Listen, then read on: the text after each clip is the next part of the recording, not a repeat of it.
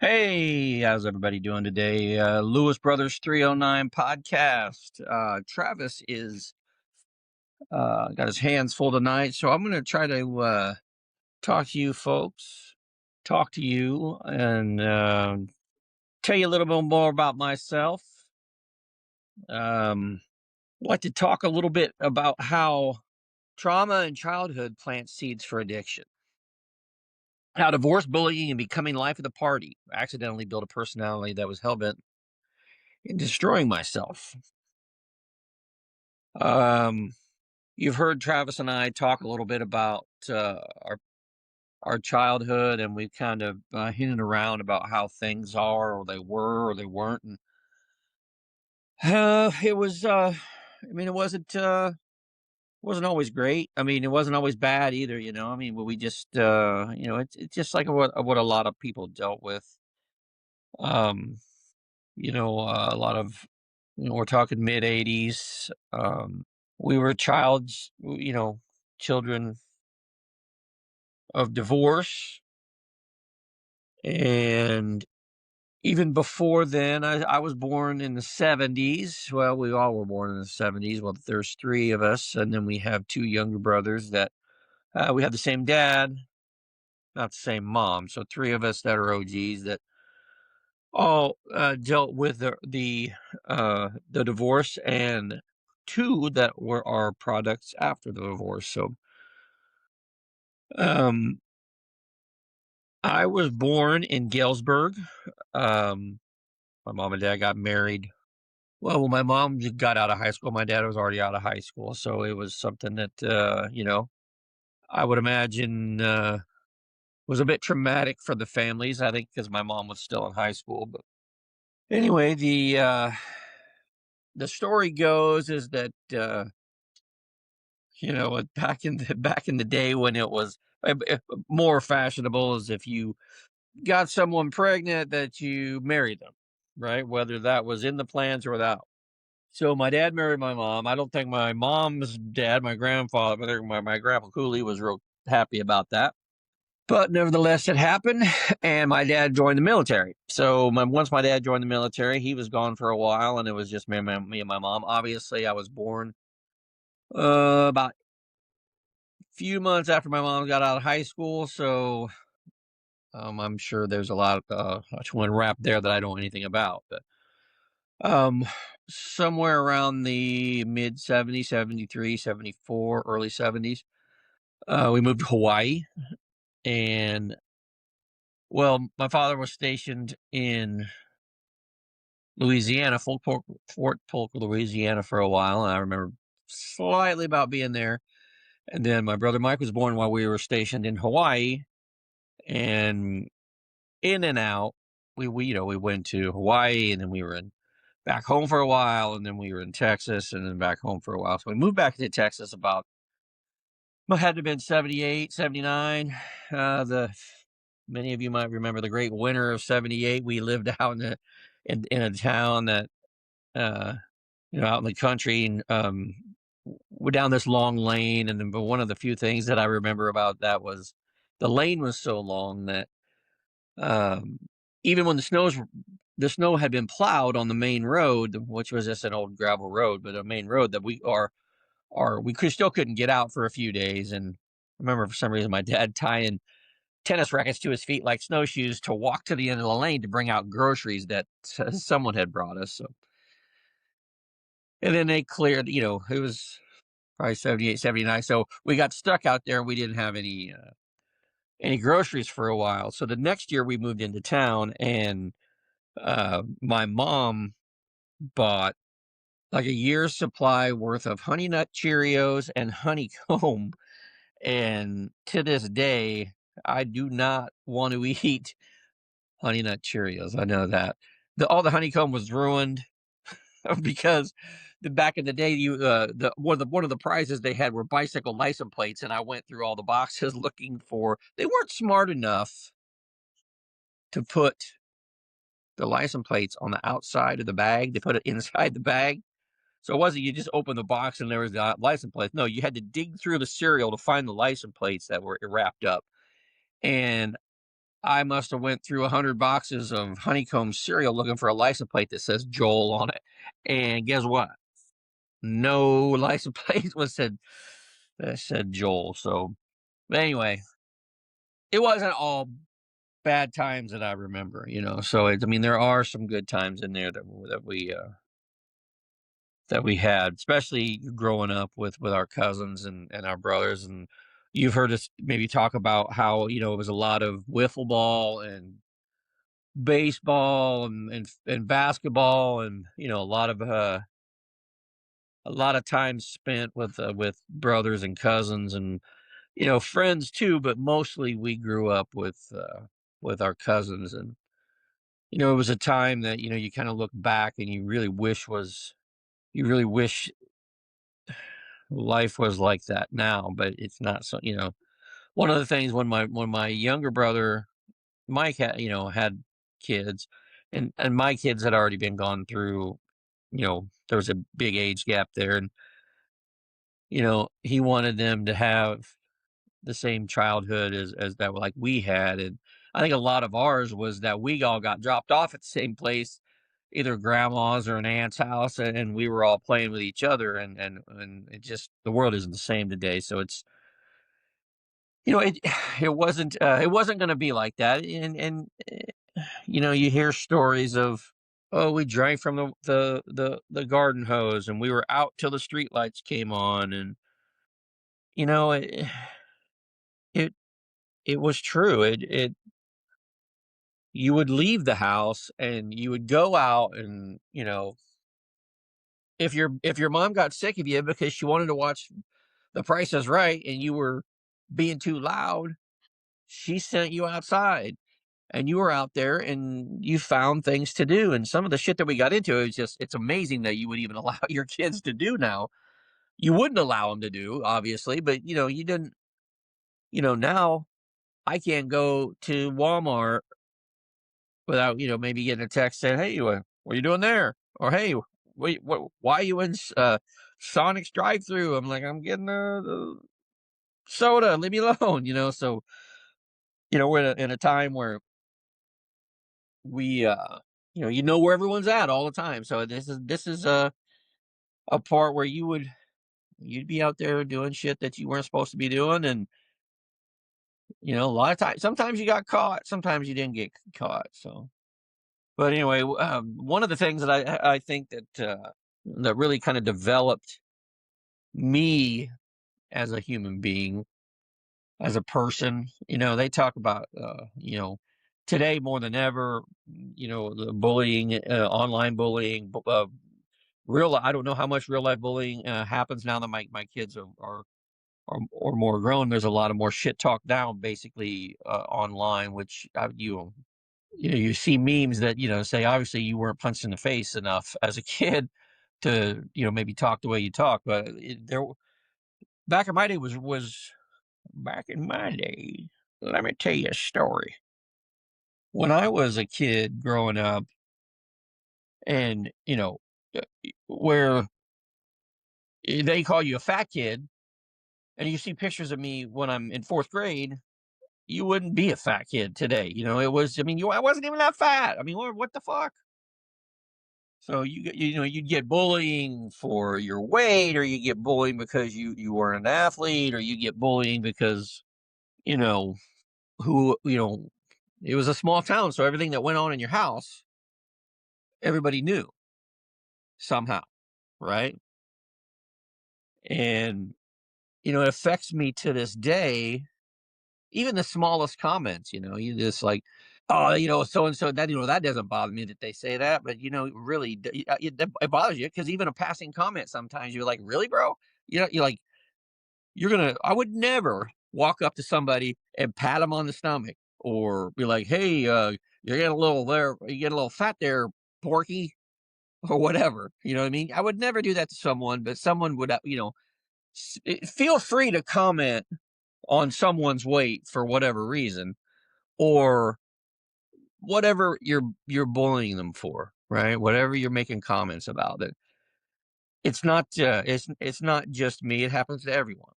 It just it affects you. A lot of people say, get over it. It happened when you were a kid. But it definitely, it sticks with you. But it sows seeds of doubt in yourself. And it doesn't matter what anybody says, I I contribute it to as the way I am as an adult, being more considerate of others when it comes to what you say or what you don't say to them. Um, so and that happened. Fourth grade, fifth grade, sixth grade, seventh grade. Eighth grade, I kind of hit a growth spurt, so it's kind of like I wasn't the chubby kid anymore, right?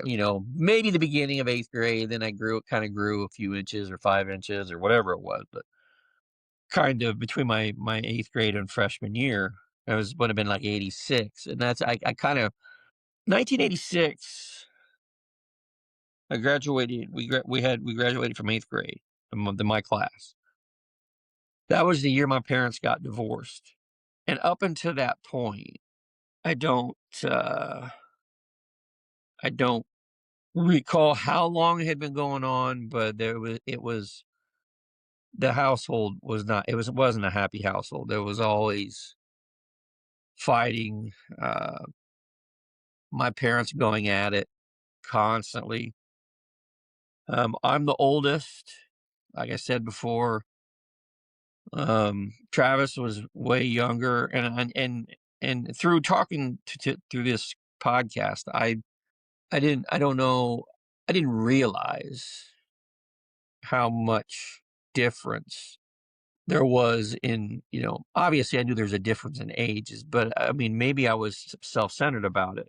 I just knew how it affected me. I just assumed everybody in life was great for him. I don't know why I would think that.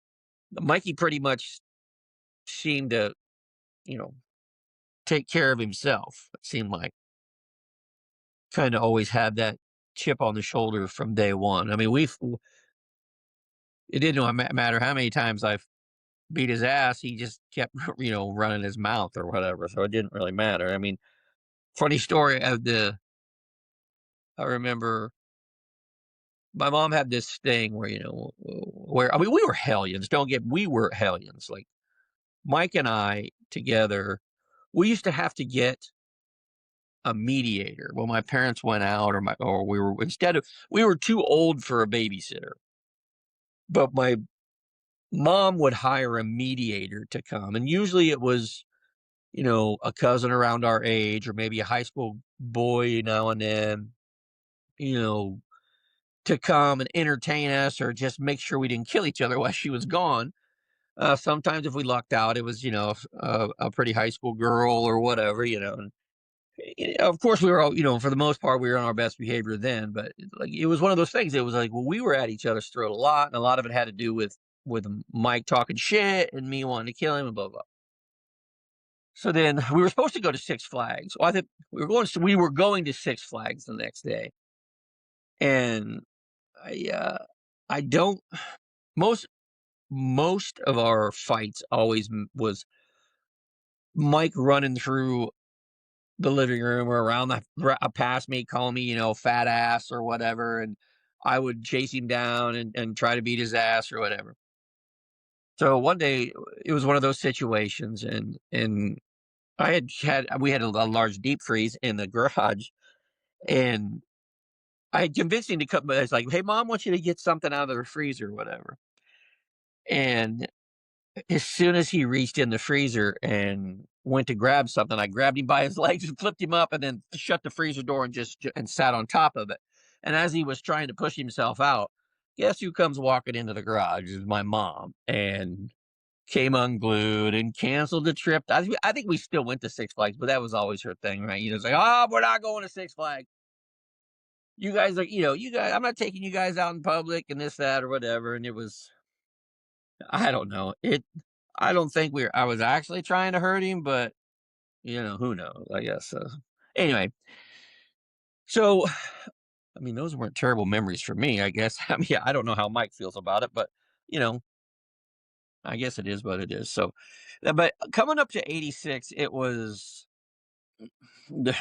my parents weren't getting along, and my dad was gone a lot. And he would stay out late, and then if you got to bed before they got home, or my dad got home, it was fine. But a lot of days, some days you'd wake up with them arguing, and it was a standard. Where have you been? I don't have to tell you, whatever, whatever. And sometimes it would get physical. Wasn't always my dad. It wasn't all. Sometimes my mom. She liked to throw punches and whatnot. And so a lot of nights it was, crying yourself to sleep, or being afraid, or whatever. I don't know. But when and of course there was things that went on that, infidelity, and you know and I don't really want to get into a lot of that, but it was a mess. And my mom was drinking a lot, and even though my dad drank, he wasn't I didn't we didn't see that as much. I mean, for one, is he didn't drink around us that much, especially then. But he would leave, and then when he came home, we'd be in bed. But one of those things, a lot of people deal with, that turns into you know turns into a divorce, is really what it turned into. And oddly, I was going on 15ish or whatever, and it was a relief for me. It was I was relieved when my parents got divorced, just because I was so sick and tired of the constant fighting, and going to school without sleeping. And then you'd go to school and you'd have somebody fucking with you or whatever. And, you know, it, I mean, it shapes who you are, right? And, I was never, like I said, super athletic. I was never, you gotta, all that stuff came out with my mom, that her being drunk, or her dating this guy or that guy or whatever. And, by the time I got into high school, it was the running joke, because my mom was dating the basketball coach, and but they were both drinking pretty heavily, and everybody was like, "Oh, there's a whole lot of stuff in there that maybe I'm not ready to talk about just yet." But the uh the point of this, that I'm getting to, is that when you go from being bullied, right, or picked on, or whatever way you want to simplify it, and you find out, like, about that same time is when I discovered drinking, right? When I started drinking, I was probably 15. And I the first time I took a drink, my brother and his buddy stole a bottle of wine from the neighbor's house, because they knew a girl that was babysitting there. They went in, stole a bottle of wine. They each took a drink, spit it out, and then I drank the rest of the bottle. First time I ever even tried getting drunk, shit faced. So I mean, and then it was on, right? I mean, then so you take this personality of not being sure of yourself, and maybe nobody likes you, you think, or maybe you're a nobody, period, in your mind. Maybe you know, I was 15 years old. My parents got divorced. My mom was barely hanging on herself. My dad had moved into a different house, and you know, a lot of times I was unsupervised. As long as I made it to school in high school, as long as I made it to school and the cops weren't called, I did basically whatever I wanted to do. Really, I mean, I'm not real sure how I must have been I think I showed up to school every day. I mean, what else was there to do? So, I mean, I guess on a positive outlook of the whole thing is that, if it came down to it, I had the wherewithal, at least, to show up to school every day. So, I mean, I wasn't a dedicated student by any means. But so you take this identity of being, in your mind, that you're nobody, And all of a sudden you become, this, life of the party type, right? So you show up at places with older people, older kids or whatever, and you went from being nobody and now you're the drunkest guy in the room and everybody's laughing and whatever, be it good or bad or whatever. And now you're the life of the party. And now it's something and now when I look back on it, it's like you oddly take pride in, right? You're like, I was fucked up. I was so fucked up. How many times you heard that story about, you hear people, oh, did you see so and so? He was so fucked up and blah, blah, blah. And I mean, that's a juvenile way to look at it, but that's the way I looked at it. And I looked at it into my 40s, really, or at least, into my 30s. So that becomes the alter ego, right? Some sort of drunken personal hero, some superhero or anti-superhero, and I know I'm not the only one that took that route. I remember friends telling me, it'd be Monday, be like, what are we doing this weekend? I'm like, bro, we just came back to school. What are you doing? Well, we're not planning the weekend yet. It's only Monday. But I couldn't wait to get to that next party, or I couldn't wait to, do whatever. We'd have campouts and just get shit faced, or I would. I don't know what everybody else was doing, but I would get shit faced. I was the drunkest guy in the room a lot, and that became my identity. And that guy was fun until he wasn't. That guy was, 10, 11 o'clock. He's fun to be around. 12 or 1, he's probably pretty fucking annoying. And that just flipped the script. I was somebody in my own mind. I was, you know, ma- uh, you know, my sophomore year of basketball, I was pretty. I had an uncle that was our coach that gave me a shot. Played pretty well until I didn't. And a buddy of mine missed practice because we overslept, and then I lost my starting spot because the guy that came in, and they call the old Wally Pipp story, right? The guy that played first base for the Yankees before Lou Gehrig fucked up, was late to a game or missed practice or something, so they benched him and they put Lou Gehrig in, and then he didn't miss a game for 10 years, probably longer. I don't know what the record was, but that was kind of and I pouted and made it worse. It was immature. So then you become that guy wherever you go. You go throughout high school, and you're the party guy, or you feel like you're life of the party, or you know maybe maybe I wasn't.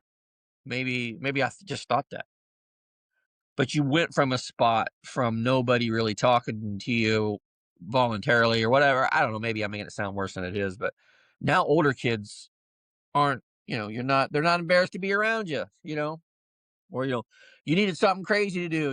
I'd do it. I'd climb on the water tower and spray paint my initials or something on the water tower.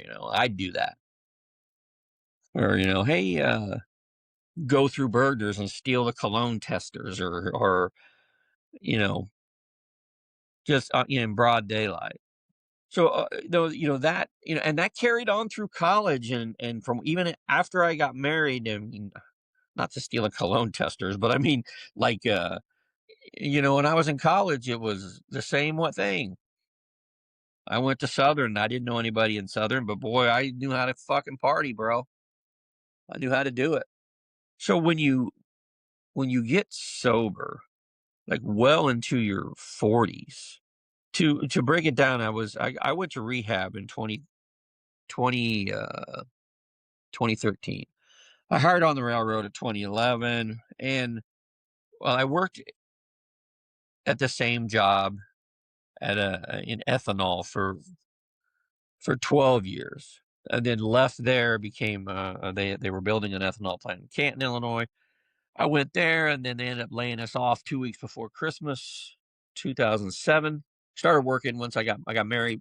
My wife and I got married, met in 93, got married in 94. And I started working at a job that I mean, full time, 95, April of 95. So I've worked full time since April of 95, basically. Anyway, worked at that ADM plant for 12 years. Doing By the end was doing beverage distillation, which was a terrible, terrible cosmic joke there because I ended up making beverage alcohol, and which you knew ways to when you took you'd make your own alcohol, and you learned how to cook it, and you learned how to distill it, and whatever. So then I would make my own. Supply was never an issue.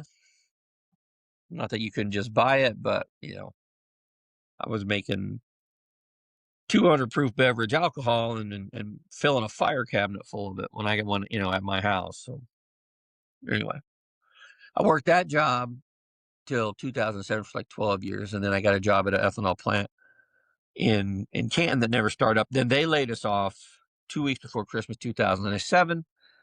And then I got a job with the designer of that plant going around doing these ethanol plant startups and was really good at that job. But the problem is that they had 5 plants. And it was '07, and then '08, the market turned, 08, '09. And so after about 14 or 15 months of doing that job, they eliminated it. So then I was unemployed for a year and had to, so during that time, they flew us all over the country, thought I was a big timer, went from working the same location all the time to where, I was flying around, you know, making almost double what I've ever made before. And I thought I was partying like a rock star, and didn't make it any better. It didn't curb any drinking that I did. It would be airplanes and airports, and you'd go work 12 hours a day, and you'd drink for 6 hours, and you'd get up and you go work for 12 hours, and you did all that on 21-day rotations. Then you go home for a week and dry out, and then go back out on the road, and you did that for about a year and a half. So, but there were some good guys that I worked with there, and we all liked to do it. Then the market turned, and I was unemployed for a year, which from that point would have been '09 ish for the next 12 or so months. Well, in late '08, I bought the first house I ever bought, and then by March, April of '09, I lost my job. So I waited 15 years to buy my house, and then 5 months later, whatever it was, I lost my job. So every reservation that I ever had about trying to buy a home and never sweat about the rent or the mortgage went out the window in 5 months. So, you want to talk about stress. One of the reasons I never wanted to buy a home on my own is because I never wanted to be the guy that lost the home. So, and then, that was going on 18 years ago or so. So still in the same house. So at least, if anything, color me successful in that point. But during that 14 months, the drinking became worse and worse. The stress and the, running through my savings and a lot of other shit. I finally had to take a job in Nebraska as a safety manager at an ethanol plant. And then that's where the days became really dark. I was living in Nebraska 3 weeks out of the month, and then I'd come home for a week. And my family was still here, and I made enough money to have them, live their lifestyle here. But my lifestyle there was, one meal a day, and I was living in a fucking shack just off the property line of the ethanol plant in the middle of fucking Nebraska by myself. I didn't hardly know anyone, and there wasn't shit to do. So all I did was drink, pass out, go to work, drink, pass out, go to work. And then I ended up getting on at the railroad. It's funny because it's like, I should have known how fucked up the railroad was, because when I was in my office and I got an email saying that your resume was not chosen for interview for the railroad, and I had forgotten that I'd even applied there. So I was like, all right, whatever. So I went to lunch, and I came back, and there was another email saying you've been chosen for an interview on this date and time and blah blah blah. And I'm like, oh well, all right. So I planned on doing that. Went and interviewed, didn't really think about it. That was in January, and then of April, that was January of 11. And then in April of 11, or March of 11, I get an email saying I've been hired, had to do the physical, blah, blah, blah. Totally shocking. I was being able to go back home. The people that I work for at the ethanol plant were not real happy about it, but, whatever. And so I went and I started the railroad, and I lasted about a year. It was 12. It wasn't 13. It was 12. So March of 12, the drinking had become so much of a problem that I was missing work. And, the thing about you've heard, maybe talk previously about, the railroad is, it's just wherever you are on the list. It doesn't stop. You're at the bottom of the list and you work your way to the top, and you have only 10 guaranteed hours off that they can call you. It's 12 hours off, and they get a 2-hour call. So you only have 10 undisturbed hours. So then you would get drunk as fast as you can, or I would, and then I would try to sober up best as I could, go to work, and I let that go for a long time. Well, I mean, for a year before I realized I was fucking that up, and ended up after getting to the point where my wife wanted nothing to do with me. And I had been reserved about saying this out loud, but like the real low point for me was the daddy-daughter dance when my youngest daughter was in kindergarten and my oldest daughter was in first grade. And my son and my father-in-law took them to the dance because I told them I had to work. And instead of going to work, I got shit-faced and passed out in the closet. And to me, that's the most shameful thing I've ever done in my entire life. If I could, like, if you gave me one wish to change the past, I would, that is the one thing that I would go back and change. It was as disgusted as probably my wife was when she found me in that closet, because as far as she knew, I had gone to work. Other than the fact that my car was in the garage, probably didn't know where I was. And as disgusted as she probably was in me, there's no way once I came around that she could have been any more disgusted in me than I was. It was the lowest of the low. And it's something that, like I said, I wish I could change. And I would love to say that, boy, the next day I got sober and everything was fine, because I know that's not the case. I don't, the dates, it's got to be close, though. It's got to be close. It'll be 6. Boy, it's pretty close, because right after that, it's about the time I ended up in rehab. So then you go to rehab, and it's like a relief. Getting there is the hardest part, right? I've talked to many people. It's like, well, can't I just do it on my own? And just like, maybe you can, but I know I couldn't. So then I went to rehab for 6 weeks, came out, and I wanted to go home, but I was scared to leave, if that makes any sense. I was dropped off at the airport. I don't know how much of this I've already talked about, but I had to go Ontario, California, to Salt Lake City, to Atlanta, to Peoria, all unsupervised. They just dropped me off at the airport. And there's your gauntlet. But I made that decision, I think, at that time. I know I did. I was going in, and once I went in, I wasn't drinking again. And that lasted 5 years. So then in 2017, I took my last drink again, my first drink. And it was just one of those things, it's just these defective personalities as properties that I have, is that hell-bent urge to fuck shit up. And you see the same bottle that's been sitting there for a year. And I would come to the loft and play music, and I mean, I knew when I was coming home from work that night, I was going to fuck something up. Family was gone for the weekend. Boy, it was fun for a couple days. And then it took about 2 weeks just to be right back into it. And I won't forget our daughter was at a sports camp, and we were outside, and I had hid it from my wife for a couple weeks.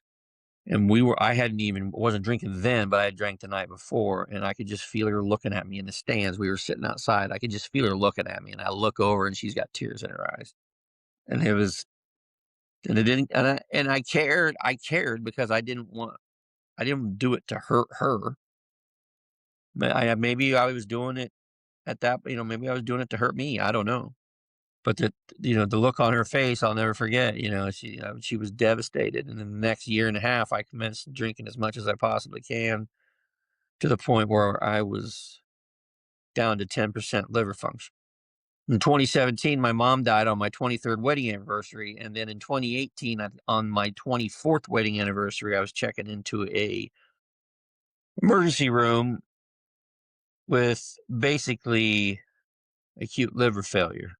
Spent a week in the 5 days or 4 days in the ICU. Doctors telling me that, you significantly shorten your lifespan, and I was going to die if I didn't quit drinking. And, like I said, they were dicks about it, which rightfully so, I guess. My wife was pissed because I'd found out I was diabetic the month before that, and I wasn't taking those medications because, what's it going to do? What's that going to do if I drink? Not, hey, dumbass, maybe drinking is the fucking problem, but no, I had to worry about that. So, and I remember I'm coming home on a trip late November of 18. My mom died the year before. I've said that already. I don't know why I said it again, but I feel like I got to give her flowers every now and then for that, not for that, but whatever. Anyway, I felt like shit, looked at the guy, and I said, if you look over here and you think I'm asleep, I'm probably fucking dead because I feel like shit. And he kind of laughed to begin with. And I'm like, yeah, he could tell I wasn't kidding. He's like, well, you don't look healthy, man. You look like fucking you're gray. So I get off work and I'm thinking I only need, a few drinks will fix this. And I couldn't drink. And I ended up, fucking sicker than shit, blood everywhere, laid on the couch for a couple days. That's probably the 30th of November of 2018, and laid there until the 3rd of December. And my wife had been through the living room, just assuming that I was just shit-faced on the couch. When actually that I finally asked her to take me to the emergency room because I saw some things. You see it. When you see it and you know it, it's time to go to the emergency room. And I'm glad I did. I'm glad, she took me, and she had no idea how sick I was. She just thought I was fucked up. And basically I lost 50 pounds in 3 weeks of just being bloated. My liver was just recirculating toxic fucking toxicity, and I wasn't discharging anything. So I was killing myself. And if I hadn't have gone, I had a bleeding varices in my esophagus. And, the doctors basically said that, you're going to need a liver transplant, and you got to be 6 months sober to even be on a list. And, I thought I was probably going to die, and I probably deserved it. And I got out of the hospital. I could barely walk. I barely walk around, let alone walk upstairs. It took me a month almost, or 3 weeks, just to walk around the block. Had a few procedures done, kind of laser off those varices. And by 2019, I hadn't been drinking. Obviously, November 30th, 2018 is my last sober date. So I'm going on 8 years now, working on 8 years. And went to the doctor September of 2019. And he basically told me I come back in a year. I said, well, what about the liver transplant? And he's like, you don't need a liver transplant. And I'm like, well, why would you tell me I needed a liver transplant and I was going to fucking die if that wasn't the case? He said, because no one ever stops. When someone is far gone as you were far gone, no one ever quits. So I got that going for me, which is nice. So, where does that put you as a kid, right? Where most of your identity was based on the fact that, boy, you like to fucking party, right? So then you get to the point where you're sober now, and what the fuck kind of personality do I have now? It's like my personality used to be woo woo. I was the woohoo. I wasn't the woohoo guy, but I knew the woohoo guy. And so it's an adjustment. A lot of times I talk to people that don't get sober because they don't know who they are without it. And it is scary. It is scary to look down, the barrel of sobriety and not know what I am if I'm not drunk. What do I do? Everything I've ever done always that to me that is the equivalent of fun is drinking. Drinking is fun. So what do I do now? And I don't, it's a learning process, right? That the AA program is talk about being grateful. Find something that you're grateful for first. You got to be grateful every day, and I'm not good at that. I'm not good at counting my blessings. What do I have to be grateful for? Obviously, the life for one. I've got a wife that's stuck by me for going on 32 years now, and sometimes you question what did I do to deserve that? Is that luck? Is that where all my luck's at? Like, right? If you think about, oh, if I didn't have bad luck, I wouldn't have any luck at all. But maybe you have to look at it as like, what is that? What is the luck? Right? Is the luck, you know, I got a winning lottery ticket? Is the luck, I'm good at this or good at that? Or is the luck I found somebody to share my life with that I have put through a fuck ton of problems, caused a lot of her problems, been a lot of solutions to a lot of problems as well. But, if you're putting out fires, you're starting. Are you a fireman? You're a fire starter. I don't know.